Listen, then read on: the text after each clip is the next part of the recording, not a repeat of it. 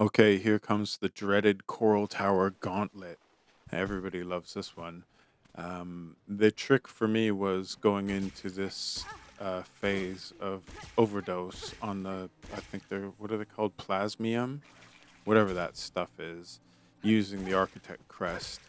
I had my cog flies and tacks and plasmium vials, as well as the wisp fire, which I question whether that was a good idea because at certain points you want to gain silk by hitting these guys, but sometimes the wisp fire, first of all, takes a strand of silk, but it also hits the enemy and doesn't you don't get the silk. So it's a bit of a trade-off. It did come in handy, I think, in some of the fights, but so the strategy here is oh yeah, I've got the memory crystal on as well. So when I take a hit, and I believe I'm using the Druid's Eye. So when I take a hit, I leave a crystal that'll explode, as well as I have the Druid's Eye. So when I do take a hit, I think I get extra silk.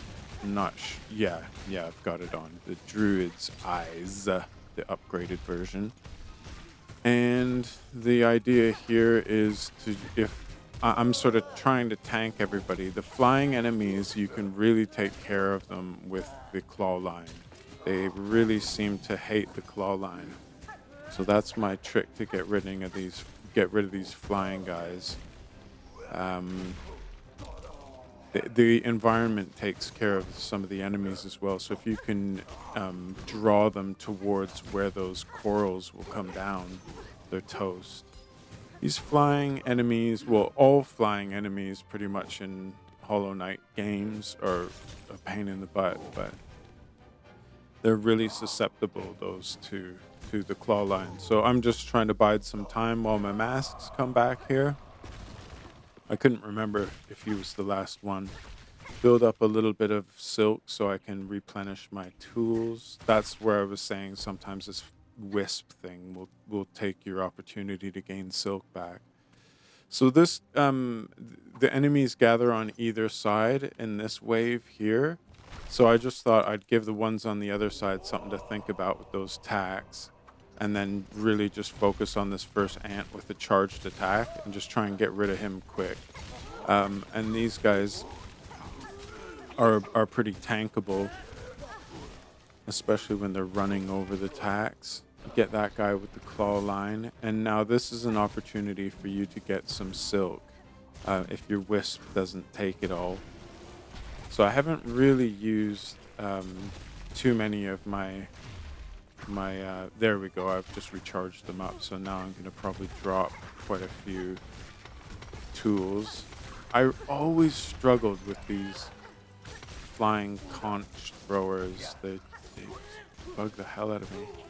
These guys I actually don't mind too much. These like mosquito men and whatnot. As I said, they first of all the conch flies, or sorry, the cog flies. My goodness, they do a great job. These guys run over the tacks and they're toast pretty quick. The big fat guys. This is a chance to gain some silk, but as usual, my cog flies steal the glory. And again, yeah, I just hit that guy twice with the claw line, and he was gone.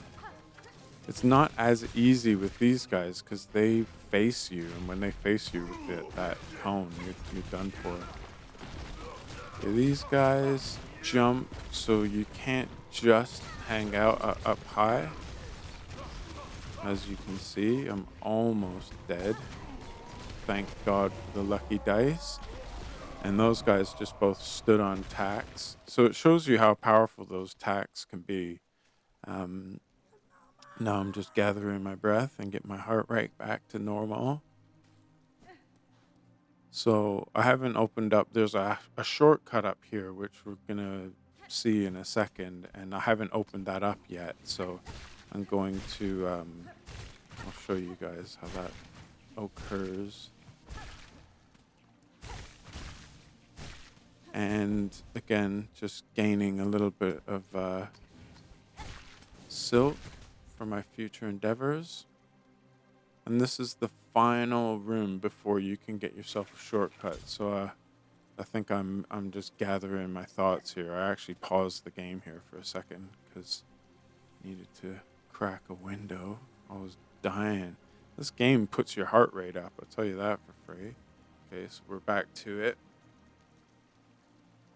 And now, as usual, I gotta throw out a few tacks. I'm all healed up and pretty tooled up as well. So these ants can be really annoying because not only do they jump, but they throw those discs and they're pretty good with it. And I get rid of these flyers. Like I said, the claw line just minces flying enemies in this game. So if you do struggle with flying enemies in Silksong, struggle no further. Just claw line them in the face. You can usually get in a needle strike as well if you're up there for long enough. But I usually just rely heavily on the claw line. Now this guy isn't as bad as he looks. Throw up a couple of cog flies and give him 2-3 hits and he's done. I thought he was going to be a real pain in the butt because he's a unique enemy. You don't see him anywhere else in the game, or I haven't seen him anywhere else in the game. And then we got our usual old big, looks like the that X-Men. What was he called? The bad guy, Juggernaut. Big Juggernaut comes for us. We got our flying ant. I found the flying ants were a good way to get a hold of them was to use the claw line as well because it covers a lot of ground quickly. Now here's our chance to gain a bit more silk, which I failed to do. Another, God, the floors in this. Yeah, the floors got me. The floors got me worse than the flying enemies in that section. And we got another Juggernaut. So I'm gonna run directly into the floor. If that's what you want to do. Down to one heart, one mass. There we go. He's just gonna stand on a couple of those tacks, and that's it for him. These guys, this Bubble Man's back again, and like I said, he looks like he should be a real handful, but he's, especially when you got the hog flies out, he's just a pushover. No, it's just a round of the normal goofballs and a couple of ants. Now, because I've got all those tacks down for the big guys, I thought they would take more. That actually is pretty lucky for me. So, as I said, hit them with the claw line to cover distance. Now you've just got these two Goombas, and that's it. Now, embarrassingly, I've got to this stage before a couple of times, and oddly enough, those stupid things killed me. I think I was just so rattled by getting that far. I took my eye off the ball. But anyways, so here's the shortcut that you want to activate when you get up here. Let me just go look out the window first. Anyways, up here you've got a big, I guess a stalactite. Oh, yeah.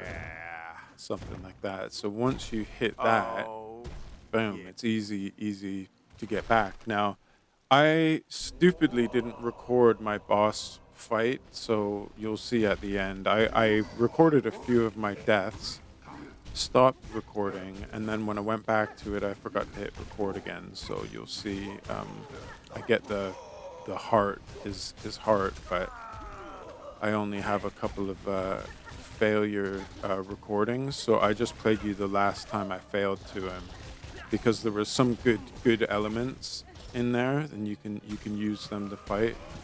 I just didn't execute very well.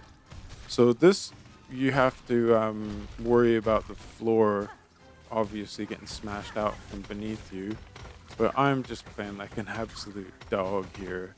But because I've got the old plasmium overdose, it's very forgiving. You can afford to make a lot of mistakes.